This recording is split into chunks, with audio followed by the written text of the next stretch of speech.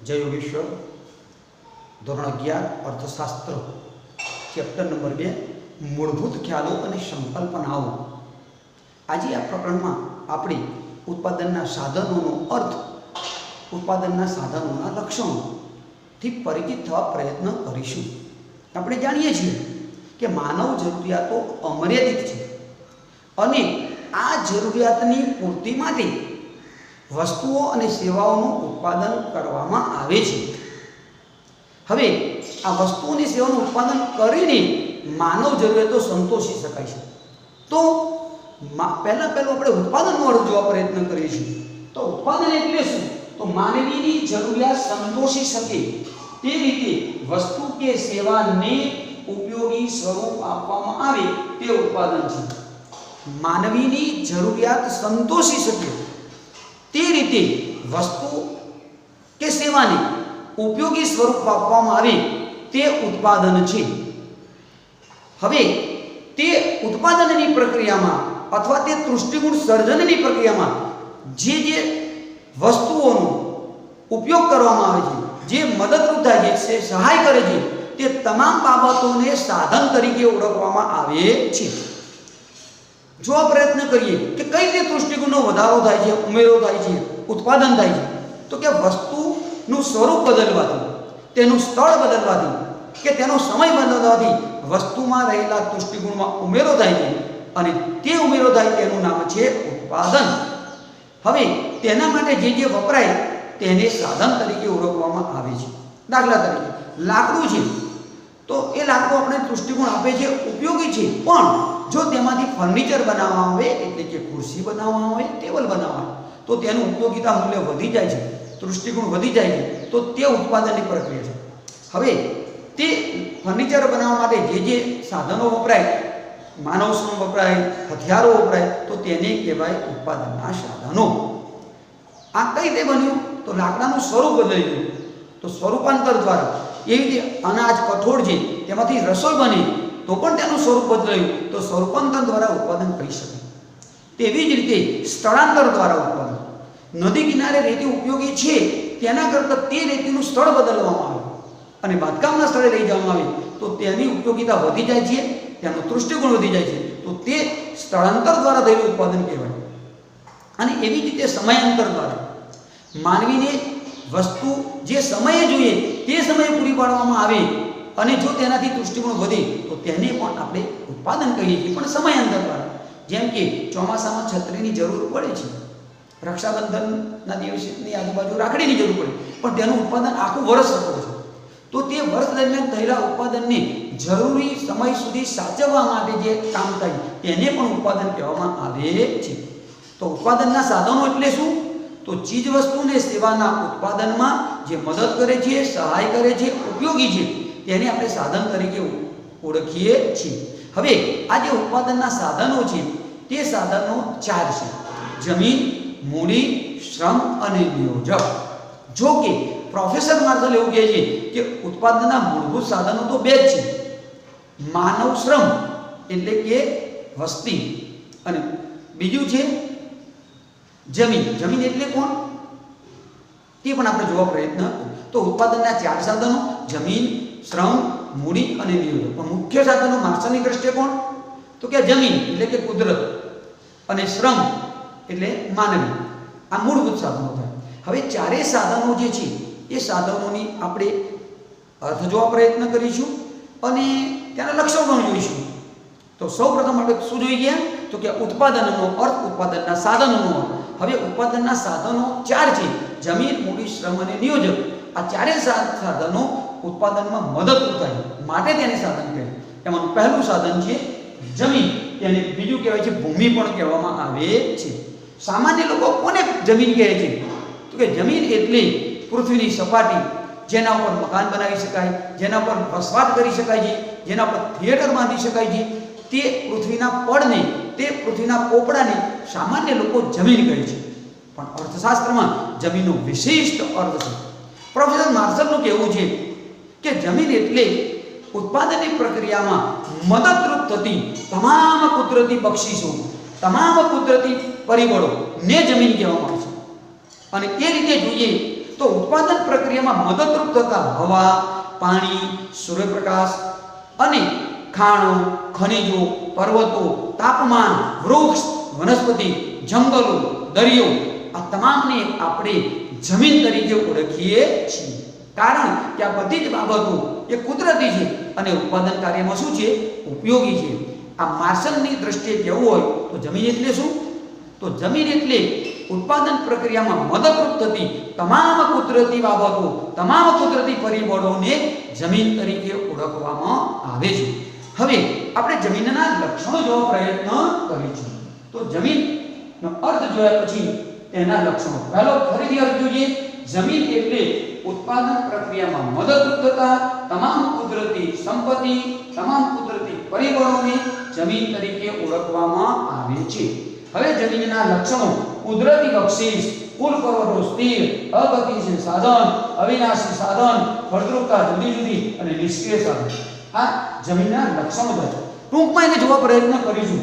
તો જમીનનું પહેલું લક્ષણ છે કુદરતી બક્ષિસ. જમીન એક કુદરતી બક્ષિસ છે. માનવ પ્રયત્નથી તેનું સર્જન થતું નથી. જમીન એ કુદરતે વિનામૂલ્ય માનવને આપેલી બક્ષિસ છે અને તે ઉત્પાદનનું મૂળભૂત સાધન છે. તો જમીનનું પહેલું લક્ષણ એ કુદરતી બક્ષિસ છે. માનવ પ્રયત્નથી તેનું સર્જન કરી શકાતું નથી અને તે અવિનાશી તત્વ પણ ધરાવે છે. તો પહેલું જમીનનું લક્ષણ છે કુદરતી પરિબળ. બીજું છે કુલ પુરવઠો સ્થિર. જમીનનો કુલ પુરવઠો સ્થિર છે કારણ કે જમીન એ માનવ નિર્મિત નથી. જમીન કોણે આપી છે? ભગવાને આપી છે. એટલે મનુષ્ય પોતાના પ્રયત્નથી જમીનના પુરવઠામાં વધારો પણ કરી શકતો નથી અને ખાસ ઘટાડો પણ કરી શકતો નથી. એટલે એમ કહેવાય કે જમીનનો કુલ પુરવઠો એ સ્થિર છે એમ કહી શકાય. તેવી જ રીતે જમીનનું ત્રીજું લક્ષણ છે અગતિશીલ સાધન. જમીન એ ઉત્પાદનનું અગતિશીલ સાધન છે. ગતિશીલતા બે રીતની હોઈ શકે. એકનું નામ છે ભૌગોલિક ગતિશીલતા અને બીજાનું નામ છે વ્યવસાયિક ગતિશીલતા. વ્યવસાયિક ગતિશીલતા એટલે એક વ્યવસાયમાંથી બીજા વ્યવસાયમાં જમીનને લઈ જવી અથવા સાધનને લઈ જવું. તો અને ભૌગોલિક ગતિશીલતા એટલે ઉત્પાદનના સાધનને એક સ્થળેથી બીજા સ્થળે લઈ જવું. હવે આપણે જાણીએ છીએ કે જમીનને એક સ્થળેથી બીજા સ્થળે લઈ જઈ શકતા નથી અને એટલે જમીનની ભૌગોલિક ગતિશીલતા શૂન્ય છે. સંપૂર્ણ ગતિશીલ સાધન જેમ કે અમદાવાદની જમીનને પડીકામાં બાંધીને મુંબઈમાં લઈ જઈ શકાતી નથી. અમદાવાદની જમીનને પડીકામાં બાંધીને મુંબઈ આપણે જઈ શકતા જ નથી અને એટલે જમીનની ભૌગોલિક ગતિશીલતા તો 0 છે, શૂન્ય છે. હા, થોડી ઘણી એની વ્યવસાયિક ગતિશીલતા છે કે જે જમીનમાં આપણે ખેતી કરતા હોઈએ ત્યાં કદાચ આપણે કારખાનું પણ બનાવી શકીએ, ત્યાં મકાન પણ બનાવી શકીએ, પણ ઓવરઓલ એની ગતિશીલતા ખાસ છે નહીં. આમ એકંદરે કહેવાય કે જમીન એ અગતિશીલ સાધન છે. અવિનાશી છે. જમીન એ અવિનાશી છે. જેમ જમીન માનવ પ્રયત્ન દ્વારા સર્જન થતું નથી એમ માનવ દ્વારા તેનું વિસર્જન પણ થતું નથી, તેનો સંપૂર્ણ નાશ પણ થતો નથી. એટલે એમ કહેવાય માણસોનું એવું કહેવું છે કે જમીન એ મૂળભૂત રીતે અવિનાશી તત્વો ધરાવે, તેનો સંપૂર્ણ વિનાશ થઈ શકતો નથી. તેવી જ રીતે ફળદ્રુપતા જુદી જુદી છે. હવે એક જ દેશમાં જુદા જુદા પ્રદેશોમાં, જુદા જુદા જિલ્લાઓમાં, જુદા જુદા વિસ્તારમાં આવેલી જે જમીન છે તેની ફળદ્રુપતા એકસરખી નથી. અમુક જમીન વધારે ફળદ્રુપ છે, અમુકની જમીનની ફળદ્રુપતા ઓછી છે. જેમ કે કચ્છના રણ પ્રદેશમાં આવેલી જે જમીન છે એની ફળદ્રુપતા ઓછી હોય, પણ નદીના મુખ ત્રિકોણ પ્રદેશ આગળ આવેલી જે જમીન છે તેની ફળદ્રુપતા વધારે હોય. એ જ રીતે જમીનનું મહત્વ પણ અલગ અલગ હોય. શહેરના મધ્ય ભાગમાં આવેલી, શહેરની નજીકમાં આવેલી જે જમીન છે તેનું મહત્વ વધારે હોય, પણ ગ્રામ્ય વિસ્તારમાં, દરિયા વિસ્તારે, જંગલ વિસ્તારમાં અથવા તો રણ વિસ્તારમાં આવેલી જમીન છે, ગામડામાં આવેલી જમીન, એનું મહત્વ થોડું કેવું હોય? ઓછું હોય. આપણી વાત કરીએ તો અમદાવાદની અંદર રતનપુર છે, ડાંગરબાગ છે, સોલા ભાગવત છે, સેટેલાઇટ છે, તે વિસ્તારમાં આવેલી જમીન છે તેનું મહત્વ વધારે હોય, પણ વટવા છે, નારોલ છે, લાંભા છે, તે જમીનનું મહત્વ તેના કરતાં થોડું ઓછું હોય અને એના કરતાં ગામડા હોય બેલ દૂરના રિંગ રોડની બહાર તો તેનું મહત્વ તેનાથી પણ ઓછું થઈ શકે છે. તો જમીનની ફળદ્રુપતા જુદી જુદી છે, તેનું મહત્વ પણ જુદું જુદું છે. અને છેલ્લે નિષ્ક્રિય સાધન છે. જમીન એ ઉત્પાદનનું નિષ્ક્રિય સાધન છે. સામાન્ય રીતે એવું કહેવાય જમીન એ ઉત્પાદનનું મૂળભૂત સાધન છે પણ તે નિષ્ક્રિય છે. જમીન ઉપર આપમેળે કંઈ તૈયાર થતું નથી. મૂડી અને માનવ શ્રમ ભેગા થઈને એ જમીન દ્વારા ચીજ વસ્તુની સેવાનું ઉત્પાદન કરી શકે છે. આમ જમીન એ મૂળભૂત રીતે એમ કહેવાય કે નિષ્ક્રિય સાધન છે. હા, થોડે અંશે જમીન ઉપર આપમેળે ફળ, ફૂલ કે ચણીબોળ થાય છે, પણ માનવ જરૂરિયાતની પ્રમાણમાં તે પ્રમાણ બહુ ઓછું છે. અને એટલે જમીનમાંથી ઉત્પાદન કરવું હોય તો મૂડી, શ્રમ અને નિયોજન કે પ્રયત્ન કરવો પડે. જમીન પોતે તો ઉત્પાદનનું નિષ્ક્રિય સાધન છે એવું કહી શકાય. આમ અહીંયા આપણે જમીનનો અર્થ જોઈ ગયા અને તેના લક્ષણો. અર્થમાં ઉત્પાદનમાં મદદરૂપ થતા તમામ કુદરતી પરિબળો, કુદરતી સંપત્તિ એ બાબતો છે તેને આપણે જમીન તરીકે ઓળખીએ છીએ. તેનું લક્ષણ કુદરતી બક્ષિસ, બીજું છે કુલ પુરવઠો સ્થિર, ત્રીજું અગતિશીલ સાધન, અવિનાશી, તેની ફળદ્રુપતા જુદી જુદી છે અને નિષ્ક્રિય સાધન છે. આ ઉત્પાદનના 4 સાધનોમાં એક સાધન. તેવી રીતે ઉત્પાદનનું બીજું સાધન છે શ્રમ. ઉત્પાદનનું બીજું સાધન કયું છે? શ્રમ. તો તેનો અર્થ જોઈએ. અન્ય વ્યક્તિની દેખરેખ હેઠળ વળતર કે બદલાની અપેક્ષા સાથે થતું જે શારીરિક કે માનસિક કાર્ય છે તેને શ્રમ તરીકે ઓળખવામાં આવે છે. ફરીથી જોઈએ. અન્ય વ્યક્તિની દેખરેખ હેઠળ વળતર કે બદલાની અપેક્ષા સાથે થતું માનસિક કે શારીરિક જે કાર્ય છે તેને આપણે શ્રમ તરીકે ઓળખીએ છીએ. વ્યક્તિ લખેલી છે કે ભાઈ શ્રમ એની વ્યાખ્યા અન્ય વ્યક્તિની દેખરેખ હેઠળ આર્થિક વળતરની અપેક્ષા સાથે થતું શારીરિક કે માનસિક જે કાર્ય છે તેને શ્રમ તરીકે ઓળખવામાં આવે છે. શ્રમના પણ કેટલાક લક્ષણો છે. શ્રમને ઓળખવા તો એના કેટલાક લક્ષણો. તો શ્રમના કયા લક્ષણો છે તે જો આપણે પ્રયત્ન કરીશું. હવે અહીંયા આપણે જોઈએ તો સૌથી પહેલું શ્રમનું લક્ષણ અવિનાશી છે, અવિભાજ્ય છે, નાશવંત છે, સામાજિક માનસિક કારણોથી તેની ગતિશીલતા બદલાય છે, કાર્યક્ષમતા ભિન્ન ભિન્ન છે અને પુરવઠો વસ્તી ઉપર આધાર રાખે છે. તો સૌથી પહેલા શ્રમનું પહેલું લક્ષણ અવિભાજ્ય છે. શ્રમનું પહેલું લક્ષણ એ અવિભાજ્ય. શ્રમ અને શ્રમિક એ અવિભાજ્ય છે. તે બંનેને ક્યારેય જુદા પાડી શકાતા નથી. શ્રમ અને શ્રમિક કેવા છે? અવિભાજ્ય છે. શ્રમને શ્રમિકથી જુદો પાડી શકાતો નથી. જે સ્થળે શ્રમ કાર્ય કરવાનું છે ત્યાં શ્રમિકે જવું જ પડે છે, તેની હાજરી હોવી જોઈએ, જરૂરી છે. એવું ન બની શકે કે શ્રમિક ઘેર બેઠે બેઠો સિરિયલ જોતો હોય અને કારખાનામાં ચીજ વસ્તુની સેવાનું ઉત્પાદન થાય તો તે થઈ શકતું નથી. કારણ કે જ્યાં ઉત્પાદન કરવાનું હોય ત્યાં તેને હાજર રહીને સક્રિય થવું પડે છે. એટલે શ્રમ અને શ્રમિક કેવા છે? અવિભાજ્ય છે. શ્રમથી શ્રમિકને જુદો પાડી શકાય નહીં. જ્યારે મૂડીનો માલિક અને જમીનનો માલિક એ જમીન અને મૂડીથી કેવો છે? ભિન્ન રહી શકે છે, જુદો રહી સાથે પણ રહી શકે અને અલગ પણ રહી શકે છે. જમીનનો માલિક પોતાની સાથે લઈને જમીનને ફરતો નથી અને મૂડીનો માલિક પણ દર વખતે પોતાની પાસે રહેલી મૂડીને પોતાના માથા પર મૂકીને ફરતો નથી. એ બંનેને જુદા પાડી શકાય છે, પણ શ્રમ અને શ્રમિકને જુદા પાડી શકાતા નથી. અવિભાજ્ય છે, અભિન્ન છે. એવી રીતે સજીવ સાધન છે.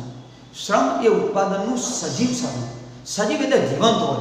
અને જ્યારે વ્યક્તિ જીવંત હોય ને ત્યારે એની ઈચ્છા, એની અપેક્ષાઓ, એની માન્યતાઓ આ બધી બાબતોને નજરઅંદાજ ન કરી શકાય. તે બાબતોને ધ્યાનમાં રાખવી પડે. જો ન રાખવામાં આવે તો શ્રમિકની કાર્યક્ષમતા ઉપર વિપરીત અસર પણ થાય છે. શ્રમ એ સજીવ હોવાથી આવું બની શકે છે. મૂડીની બાબતમાં આવું બનતું નથી. એટલે શ્રમ એ સજીવ હોવાથી તેની ઈચ્છાઓ, અપેક્ષાઓ, માન્યતાઓ, ધર્મ, ભાષા, રીત આ બધી બાબતો તેને અસર કરે છે. જો તેને ધ્યાનમાં રાખવામાં ના આવે તો તેની કાર્યક્ષમતા ઉપર વિપરીત અસર પણ થઈ શકે છે. અત્યારનું પહેલું લક્ષણ. એવી જ રીતે નાશવંત સાધન છે. શ્રમિક છે ને નાશવંત સાધન છે. નાશવંત સાધન એટલે તેનો ઉપયોગ ન કરીને, તેનો સંગ્રહ કરીને ફરીથી બીજા દિવસે તેનો ઉપયોગ કરી શકાય એવું નહીં. જે દિવસે શ્રમિકે શ્રમ કાર્ય ન કર્યું તે દિવસનો શ્રમ નાશ પામે છે. બીજા દિવસે એનું ડબલ વળતર મળતું નથી. અને એટલે જ ઘણીવાર લાચાર શ્રમિકોનું શોષણ પણ કરવામાં આવે છે. કારણ કે શ્રમ એ નાશવંત છે. એટલે આજે હું મારા શ્રમનો ઉપયોગ નહીં કરું તો કાલે નાશ પામવાનું છું. માટે આપણે જેટલા રૂપિયા મળે, જેટલું વેતન મળે એટલું લઈ લઉં. આવું પણ બની શકે છે. એટલે લાચાર શ્રમિકોનું કેટલીક વાર શોષણ પણ થાય છે. એનું કારણ છે શ્રમિક જે છે એ શ્રમ એ નાશવંત છે, તેનો સંગ્રહ કરી શકાતો નથી. આજે ન વાપરેલો શ્રમ આવતીકાલે ઉપયોગ લઈ શકાતો નથી. આજે ન વપરાયો એ ગયેલો સમય જેમ પાછો આવતો નથી, એમ વપરાયા વિનાનો જે શ્રમ છે એનો બીજા દિવસ ઉપયોગ થતો નથી. એ દિવસનો તો ગયો, બીજા દિવસ કામ કરે ત્યારે મળે છે. એટલે શ્રમ એ કેવું સાધન છે? નાશવંત સાધન છે, તેનો સંગ્રહ કરી શકાતો નથી. તેવી રીતે સામાજિક માનસિક કારણોસર તેની ગતિશીલતા પર અસર થાય છે. શ્રમની ગતિશીલતાને માનસિક અને સામાજિક કારણો અસર કરે છે. સામાન્ય રીતે શ્રમિક દૂરના વિસ્તારમાં જવા તૈયાર ન થાય, તેની પાછળનું કારણ હોય કે દૂરના વિસ્તારની અંદર ભાષા બદલાતી હોય, ધર્મ બદલાતો હોય, એના સગા સંબંધી ન મળતા હોય, આવી સામાજિક, ભૌગોલિક અનેક એવા કારણો છે તે શ્રમની ગતિશીલતાને અસર કરે છે.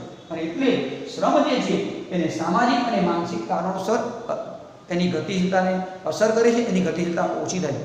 તમે મૂડીને દેશ અને દુનિયાના કોઈ પણ ભાગમાં ઝડપથી મોકલી શકો છો, પણ શ્રમને દેશ અને દુનિયાના અન્ય ભાગમાં જ્યારે મોકલવાનું થાય તો તેને ભાષા, ધર્મ, રીત રિવાજો, રહેણીકરણી, સગા સંબંધી મિત્રો આ બધા પરિબળો તેની ગતિશીલતા પર અવરોધ કરીને એની ગતિશીલતાને ઓછી કરી દે છે.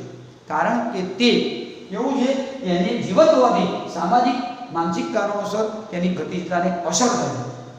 જ્યારે તેની કાર્યક્ષમતાની વાત આવે તો એક જગ્યાએ અનેક શ્રમિકો કામ કરતા હોય, પણ તમામ શ્રમિકોની કાર્યક્ષમતા એક સરખી હોતી નથી. શ્રમિકોની કાર્યક્ષમતા ભિન્ન ભિન્ન હોય છે, મતલબ કે અલગ અલગ હોય છે. એક કારખાનામાં 100 મજૂરો કામ કરતા હોય તો 100 મજૂરોની કાર્યક્ષમતા એક સરખી ન હોય. 2-5 શ્રમિકો એવા હોય કે એક દિવસની અંદર 50 મીટર કાપડ મળતા હોય, બીજા કેટલાક 40 મીટર કાપડ મળતા હોય, કેટલાક 100 મીટર પર કાપડ મળે, કેટલાક 10 મીટર પર કાપડ મળી શકતા ન હોય. આવા હોય તો શ્રમિકોની કાર્યક્ષમતા અલગ અલગ હોય. અને એટલે શ્રમિકની કાર્યક્ષમતામાં તફાવત હોવાથી તેના વેતનોમાં પણ ભિન્નતા ઉદ્ભવે છે. તેના વેતનોમાં ભિન્નતા રાખવામાં આવે છે. એક જગ્યાએ એક સ્થળે કામ કરનાર શ્રમિકના વેતનો પણ અલગ અલગ હોય છે. તેની પાછળનું કારણ આ પણ છે કે શ્રમિકોની કાર્ય કરવાની શક્તિ એક સમાન નથી, કાર્યક્ષમતા જુદી જુદી છે. તેવી જ રીતે પુરવઠો વસ્તી પર આધાર રાખે છે. શ્રમનો પુરવઠો એ કેવો છે? લગભગ ટૂંકા ગાળામાં સ્થિર છે, લાંબા ગાળામાં તેમાં પરિવર્તન આવી શકે છે. કારણ કે શ્રમના પુરવઠાનો આધાર એ વસ્તી ઉપર છે, અને તાત્કાલિક વસ્તીમાં વધારો થઈ શકે નહીં, અને થાય તો 18 વર્ષ પછી તે કામ કરે. અને એટલે એમ કહેવાય કે શ્રમનો પુરવઠો સ્થિર છે અને ટૂંકા ગાળામાં સ્થિર, કદાચ લાંબા ગાળામાં શ્રમનો પુરવઠો પરિવર્તન થઈ શકે છે, ન થાય તેવી વાત નથી. તો અહીંયા આપણે જમીનનો અર્થ અને તેના લક્ષણો જોઈ ગયા, શ્રમનો અર્થ અને તેના લક્ષણો પણ જોઈ ગયા છે. હવે આવે છે મૂડીનો અર્થ અને તેના લક્ષણો, નિયોજકનો અને તેના લક્ષણો. તો સૌપ્રથમ મૂડી એટલે શું તેની વાત કરીશું અને તેના લક્ષણોને જોવા પણ પ્રયત્ન કરીશું. સામાન્ય રીતે વિચાર કરીએ કે આધુનિક ઉત્પાદન પ્રક્રિયામાં જમીન એ સૌથી વધુ અગત્યનું અને મહત્વનું સાધન. આધુનિક ઉત્પાદન પ્રક્રિયામાં મૂડી એ સૌથી અગત્યનું અને મહત્વનું સાધન છે. અને એટલે તેની ઉપયોગિતા આજે દિન પ્રતિદિન વધતી ગઈ છે. હવે તેનો અર્થ જોઈએ કે મૂડી એ ઉત્પાદનનું ઉત્પાદિત સાધન છે. મૂડી એ ઉત્પાદનનું ઉત્પાદિત સાધન છે, તે માનવ સર્જિત છે. વ્યાખ્યા જોઈએ, મૂડી એ ઉત્પાદનનું ઉત્પાદિત સાધન છે અને માનવ સર્જિત સાધન છે. હવે મૂડી એ ઉત્પાદનનું ઉત્પાદિત સાધન એટલે શું? તો મૂડી એ પહેલાં એનું ઉત્પાદન કરવામાં આવે છે, અને ઉત્પાદન થયા પછી તેના દ્વારા અન્ય વસ્તુનું ઉત્પાદન થઈ શકે છે. અને એટલે એમ કહેવાય મૂડી એ ઉત્પાદનનું ઉત્પાદિત સાધન છે. જેમ કે ટ્રેક્ટરનું ઉત્પાદન કરવામાં આવે એટલે ઉત્પાદિત વસ્તુ છે, અને તે ટ્રેક્ટરનું ખેતીના કામમાં, ખેત ઉત્પાદનમાં ઉપયોગ કરવામાં આવે એટલે એ મૂડી થઈ, ઉત્પાદનનું સાધન થયું. આ મૂડીનો અર્થ છે તે ઉત્પાદનનું ઉત્પાદિત સાધન છે, માનવ સર્જિત છે. અને ખરેખર એમ કહીએ કે ઉત્પાદનનું માનવ સર્જિત સાધન છે, ઉત્પાદનનું માનવ સર્જિત સાધન, ઉત્પાદનનું ઉત્પાદિત સાધન છે અને માનવ સર્જિત છે. અને સૌથી ખરેખર એક વધારે ગતિશીલ સાધન છે, અને માનવ સર્જિત હોવાથી તેની અછત ધરાવતું સાધન છે. કારણ કે માનવીની શક્તિ મર્યાદિત છે, તેનું આયુષ્ય મર્યાદિત છે. એટલે પોતે કુદરતી સંપત્તિ સાથે સહયોગ કરીને જે મૂડીનું ઉત્પાદન કરે છે એ મૂડીનું ઉત્પાદન બહુ ઓછું થાય છે. એટલે મૂડી એ ઉત્પાદનનું અછત ધરાવતું સાધન પણ છે. ફરીથી એકવાર અર્થ જોઈએ, મૂડી એ ઉત્પાદનનું ઉત્પાદિત સાધન છે અને તે માનવ સર્જિત છે, સૌથી વધુ ગતિશીલ સાધન છે અને અછત ધરાવતું સાધન છે. આ મૂડીની વાત. હવે મૂડીના પણ કેટલાક લક્ષણો છે. મૂડીના પણ કેટલાક શું છે? લક્ષણો. તો મૂડીનું પહેલું લક્ષણ છે માનવ સર્જિત છે. ખરેખર મૂડી એક એવું સાધન છે જે માનવ દ્વારા તેનું સર્જન થઈ શકે. માનવ શ્રમ અને કુદરતી સંપત્તિનો સહયોગ થવાથી મૂડીનું ઉત્પાદન કરવામાં આવે છે. એટલે મૂડીનું પહેલું લક્ષણ તે માનવ સર્જિત અને સ્વાભાવિક છે. જે માનવ સર્જિત હોય તેના પુરવઠામાં વધારો પણ થઈ શકે છે અને ઘટાડો પણ થઈ શકે છે, અને એટલે મૂડીના પુરવઠામાં ફેરફાર કરી શકાય છે, થઈ શકે છે. મૂડીનું પહેલું લક્ષણ માનવ સર્જિત છે. બીજું છે સૌથી વધુ ગતિશીલ સાધન.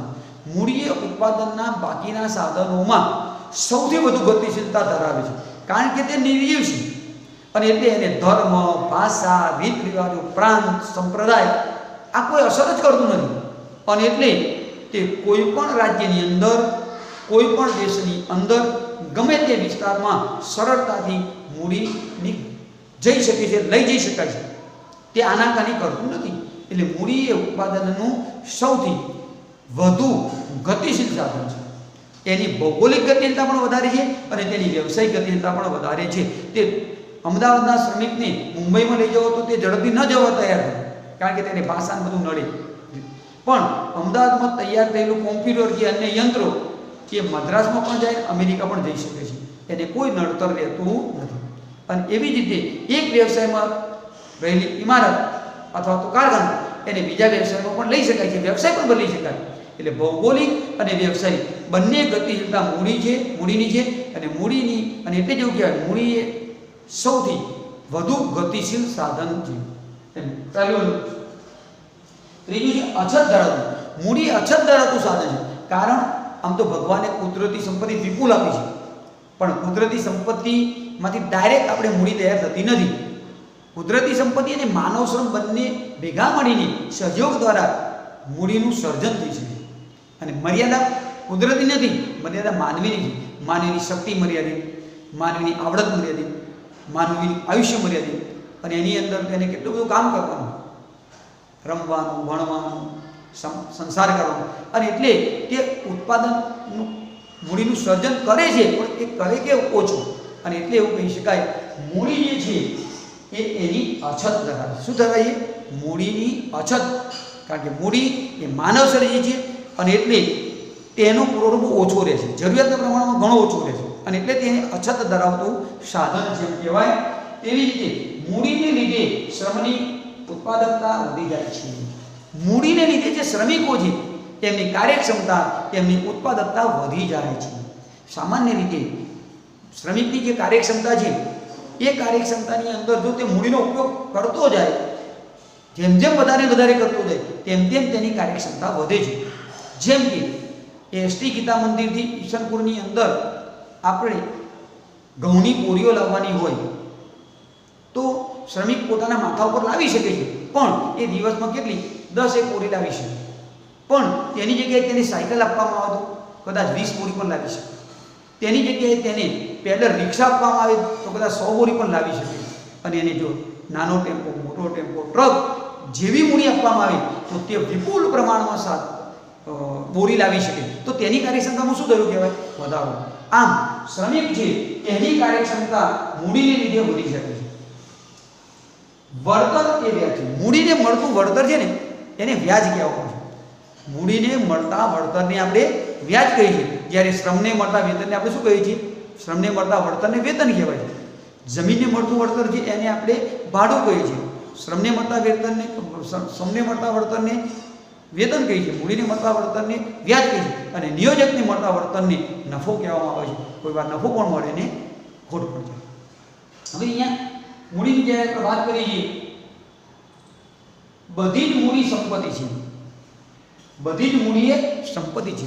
છેલ્લું એનું લક્ષણ કે બધી જ મૂડી એ સંપત્તિ છે. અગાઉ આપણે સંપત્તિનો અર્થ અને તેના લક્ષણો જોઈએ એટલે આજે વાત કરતો નથી, પણ બધી જ સંપત્તિ એ મૂડી નથી. બધી જ મૂડી એ સંપત્તિ છે. શબ્દમાં સમજજો, બધી જ મૂડી એ સંપત્તિ છે, પણ બધી જ સંપત્તિ એ મૂડી નથી. જે સંપત્તિ ઉત્પાદન કાર્યમાં ઉપયોગી હોય અને માનવ સર્જિત હોય તે સંપત્તિ એ મૂડી કહેવાય છે. જે સંપત્તિ માનવ સર્જિત હોય અને ઉત્પાદન કાર્યમાં ઉપયોગી હોય તેને આપણે મૂડી તરીકે ઓળખીએ છીએ. અને આ દ્રષ્ટિએ આપણે વિચારીએ તો રહેઠાણનું મકાન એ માનવ સર્જન છે, પણ તે ઉત્પાદન કાર્યમાં ઉપયોગી નથી, માટે તે મૂડી નથી, પણ તે માનવીની સંપત્તિ તો છે જ. તેવી રીતે ખેત પેદાશનું ઉત્પાદન કરવા માટે વપરાતી જમીન, ખેતર એ પણ મૂડી નથી, એ ઉત્પાદન કાર્યમાં ઉપયોગી છે પણ માનવ સર્જિત નથી. મકાન એ માનવ સર્જિત છે પણ ઉત્પાદન કાર્યમાં ઉપયોગી નથી. જ્યારે બે શરતનું પાલન થાય ત્યારે તે મૂડી મળે. તે માનવ સર્જિત હોવું જોઈએ, તે ઉત્પાદન કાર્યમાં ઉપયોગી હોવું જોઈએ. આ બંને શરત થાય ત્યારે તેને આપણે મૂડી કહેવાય છે. વ્યાખ્યા પણ જોઈ જાય છે કે મૂડી એ ઉત્પાદનનું ઉત્પાદિત સાધન. હવે આપણે મકાનને અને જમીનને મૂડી કહેતા નથી, કારણ કે કોઈ માનવ સર્જિત નથી અને કોઈ ઉત્પાદન કાર્યમાં ઉપયોગી નથી.